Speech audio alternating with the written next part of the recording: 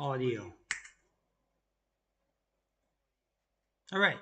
So, um, the Rosenhan experiment, or whatever this name is pronounced, or third experiment, was a disputed study regarding the validity of psychiatric tests. And we're gonna start here for the moment because I don't know if they modified the rest regarding, depending on what I read. I'll tell you what the no actually I'll tell you what it says because you can find some information regarding the experiment over here on Wikipedia, and the AI also tells you a bit about it. But it took place in 1973. You know, they're trying to cover up the case and destroy the evidence. What happened was a group of like investigators went in and pretended to be crazy. I don't know how. I don't remember exactly how many there were. I think there were about two of them. So they went for the psychiatric evaluation, and they failed it intentionally.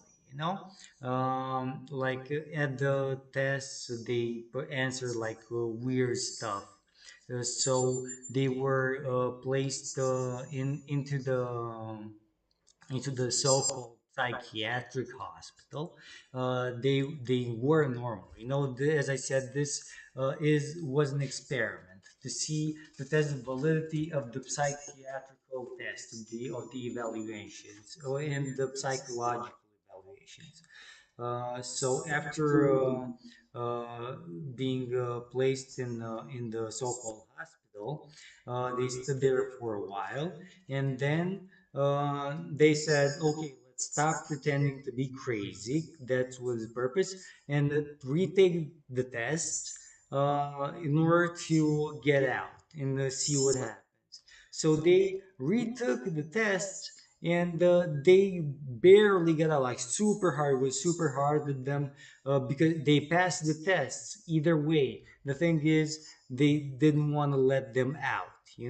And after they got out, the reporters, like it was like a huge national, it was national wide. I don't know where this took place, maybe in America. The thing is, the big pharma is a global industry. It's not in just in one country, like just in Germany, just in the US. It's a cover-up technique, just labeling someone crazy in order to hide evidence, and help criminals get away. So, um, after passing those tests, after being in the so-called psychiatric hospital for a while, they didn't want to let them go. Although they passed the test, they went out after a while, hardly. And as I said, the story was like nationwide, if not international. The thing is, the governments covered this up again, time and time again. And some of the doctors involved were they murdered some of the people that were exposing that kind of stuff.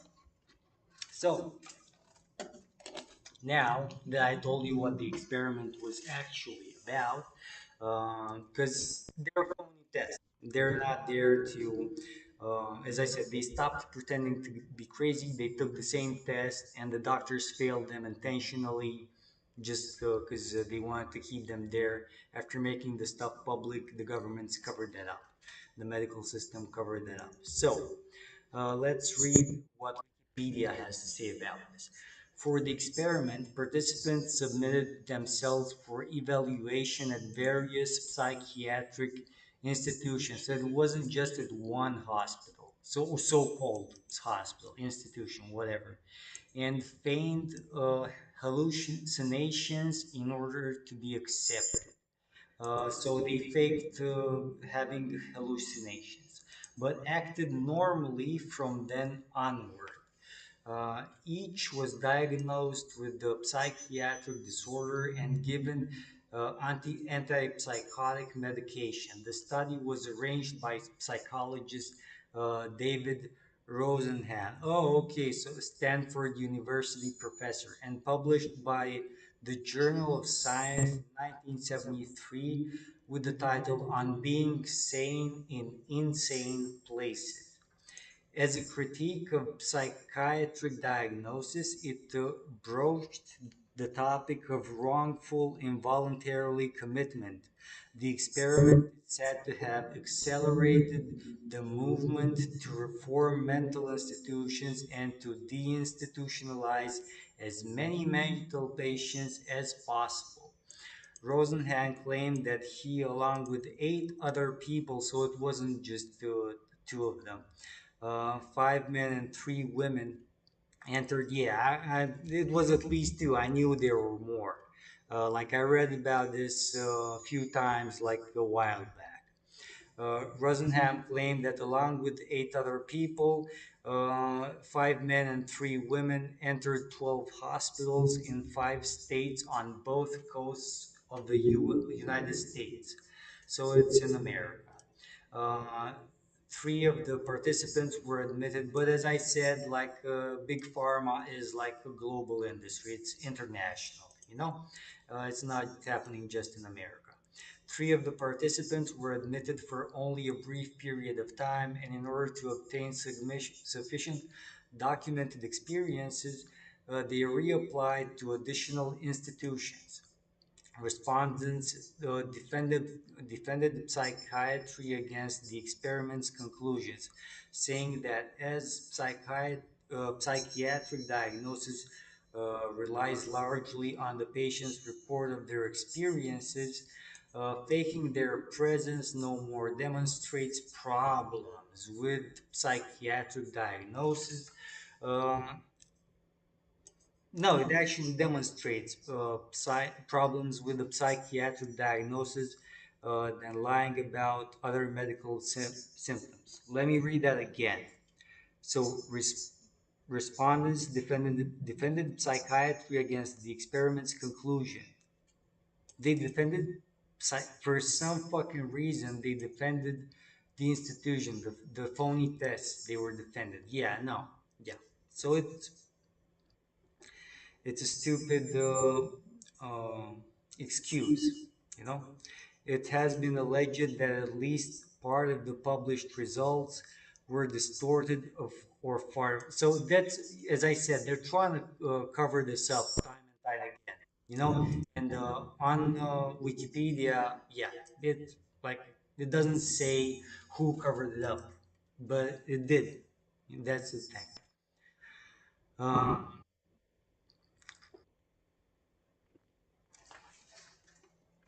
just a moment.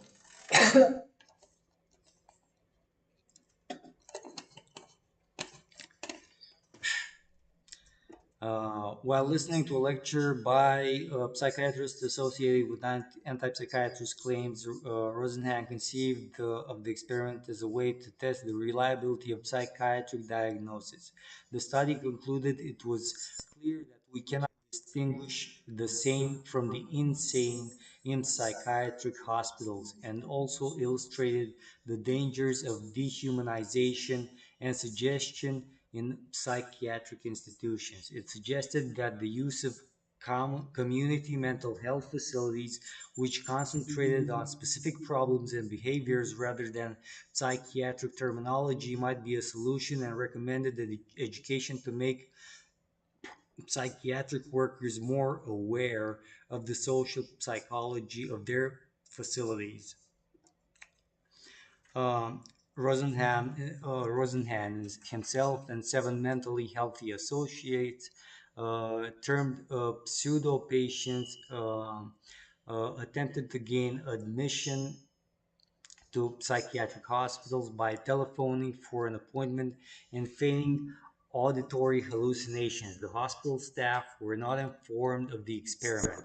The pseudo patients included a psychology graduate student aged in his 20s, 3 psychologists, a pediatrician, a psychiatrist, a painter, and a housewife. None had history of mental illness. Um, pseudo patients and pseudonyms, and those who were mental health professionals were given false jobs in a different sector to avoid invoking any special treatment or scrutiny. Apart from giving false names and employment details, for further biological details were reported truthfully. Uh, Wait, where's the part where they didn't want to let them go?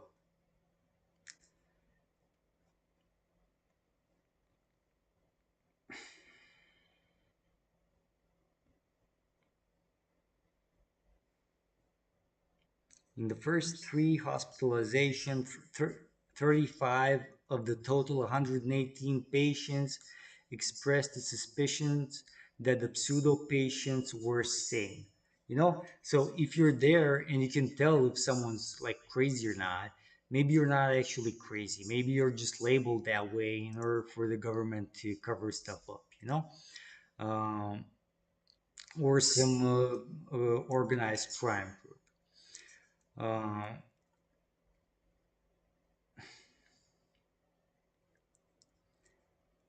okay, so the experiment required the pseudo patients to get out of the hospital on their own by getting the hospital to release them.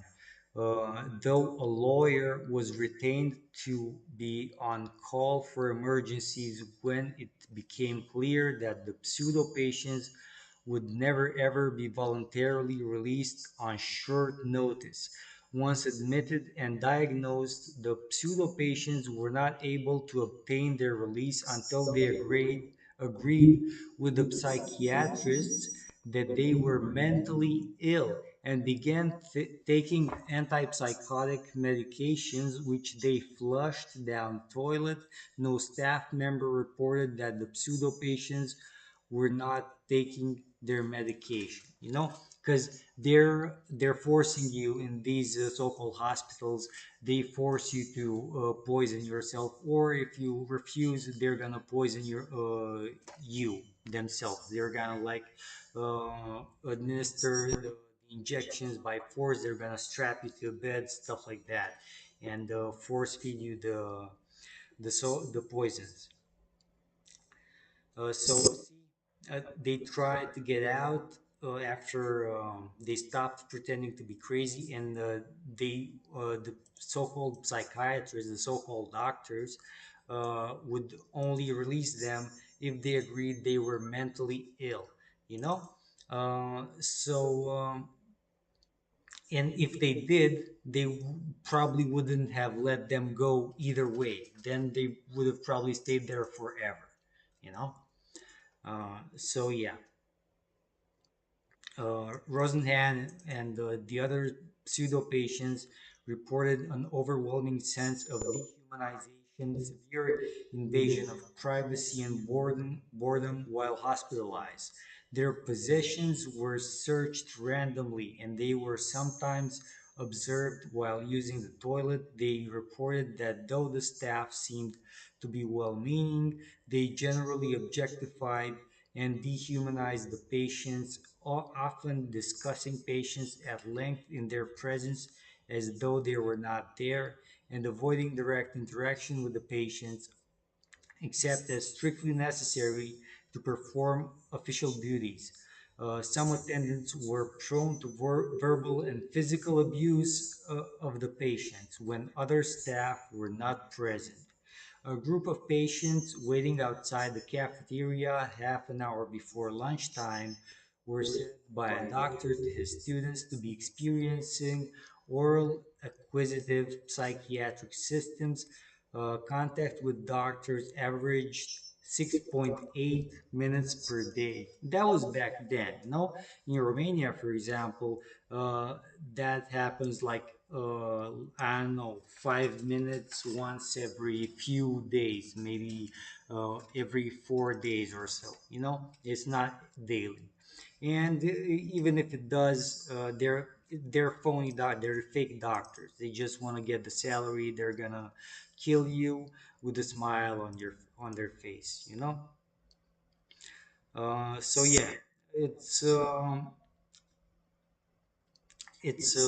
they try to cover this up time and time again. As I said over here, like it has been right, it has been alleged that at least part of the published results were distorted or falsified, because the organized crime groups wanna get away with the what they're doing. You know, they want don't want to be exposed. They want to use politicians or who knows which so-called doctors to label those who expose what's going on as crazy. You know, and assassinate them, murder them. You know, eat them because they're part like. It's not simply organized crime. It's like organ trafficking, cannibalism. It goes, as I said, rabbit hole goes deep.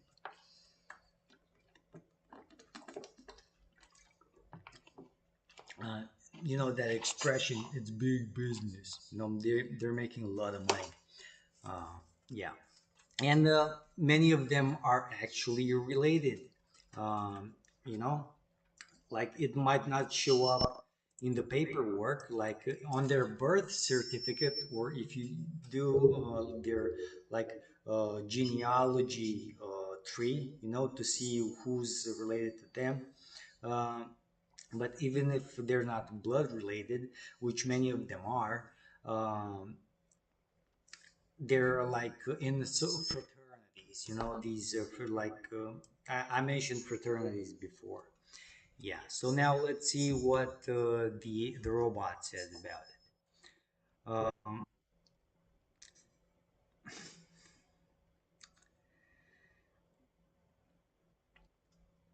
the hospital staff failed to identify any of the healthy pseudo patients, often interpreting normal behaviors as symptoms of illness.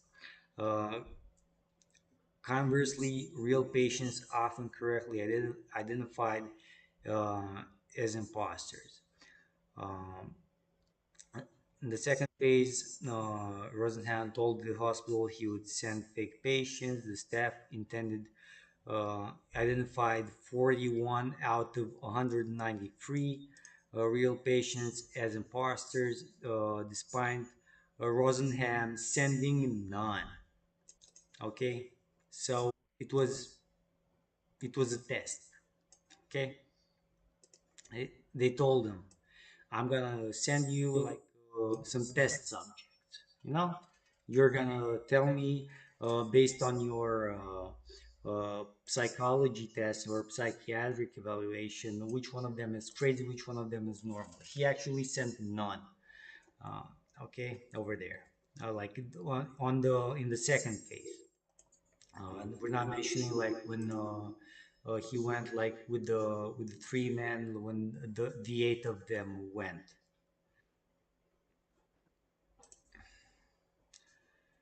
All right. The extensions, uh, Technical University of Rosenheim are related.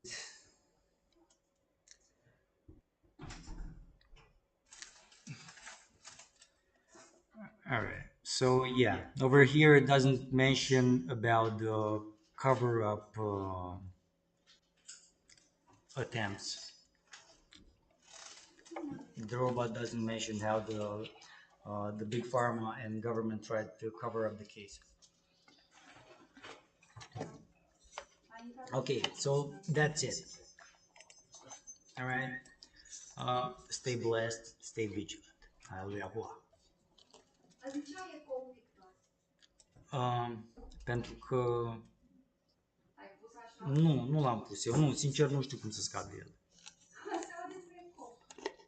Da, am observat și eu. Dar sper că nu am... cum se Da, bravo. Ok, deci acum în română. Experimentul Rosenheim, da? Sau Rosenhan. Depinde cum vrei să pronunți numele ăsta. Este și numele unei universități din Germania și este și numele lui David Rosenhan, care de la Stanford University a făcut studiul ăsta, l-a inițiat în America. Da? Uh, a luat cu el, a vrut să testeze validitatea evaluărilor psihiatrice și psihologice. El împreună cu încă 7 sau 8, câți au zis aici, au s-au prefăcut, s-au dus, au sunat la niște spitale de psihiatrie, la mai multe instituții psihiatrice, între ghilimele, că nu sunt instituții, nu sunt spitale, 12 spitale în 5 state din America, din Statele Unite. Da? Ei au falsificat simptome de psihiatrice, s-au prefăcut că au halucinații pentru a fi admiși în așa zisul spital psihiatric. După o perioadă de stat acolo, ca să observe mediul, au zis hai să nu ne mai prefacem acum, ca să luăm iar, să fim iar evaluați psihiatric, psihologic, ca să ieșim de aici. Știi? Și în urma chestiei astea, așa zis și doctori psihiatrici nu mai voiau să le dea drumul de acolo decât dacă ar fi recunoscut că au probleme mentale. Mai înțeles? În fine, într-un final au ieșit de acolo, au publicat studiul, a fost scandal mare și au încercat să mușamalizeze cazul din guvern, din industria farmaceutică, la nivel global, mă înțelegi? Fiindcă este o chestie, o tehnică de mușamalizare, de asasinare, răpire la nivel global. Și ăștia nu doar, cum să spun, nu doar mușamalizează cazuri, fac parte din rețele de crime organizate, care finanțează terorism, știi, mulți dintre ei sunt canibali, fac trafic de organe și chestii de genul ăsta. Așa, experimentul a avut loc în 1973. Titlul este Fiind normal în locuri anormale. Așa.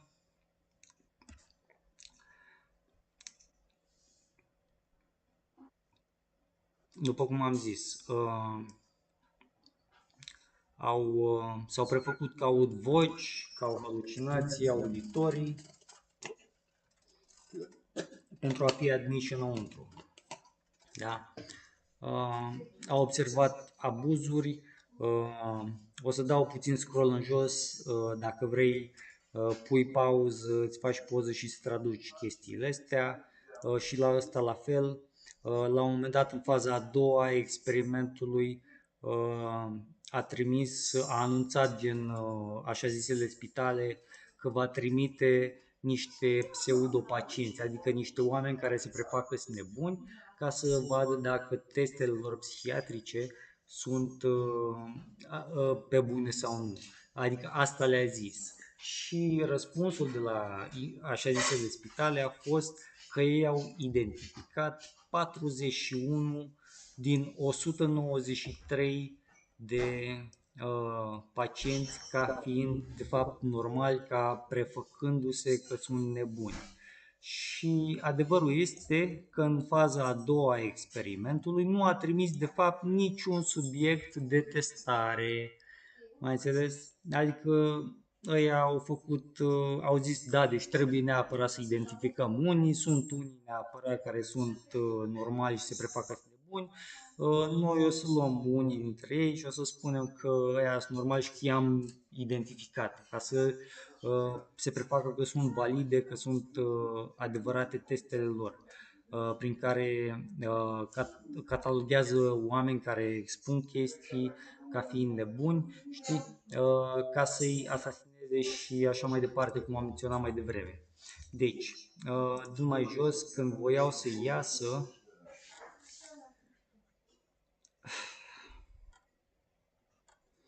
unde-i?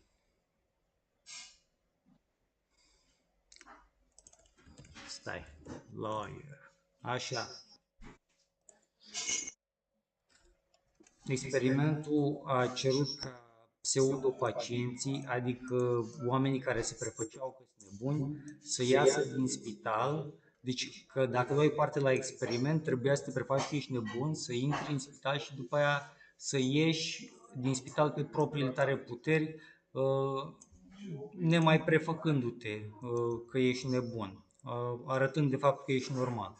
Deci cerea asta de la cerea subiecților din experiment să iasă din spital pe cont propriu, deși un avocat a fost, cum să zic, pus așa deoparte în caz de urgențe, când a devenit clar că subiecții de la experiment nu ar mai fi fost eliberați pe cont propriu niciodată, mai ales în scurt timp. Da, fiindcă nu mai voiau să le dea drumul.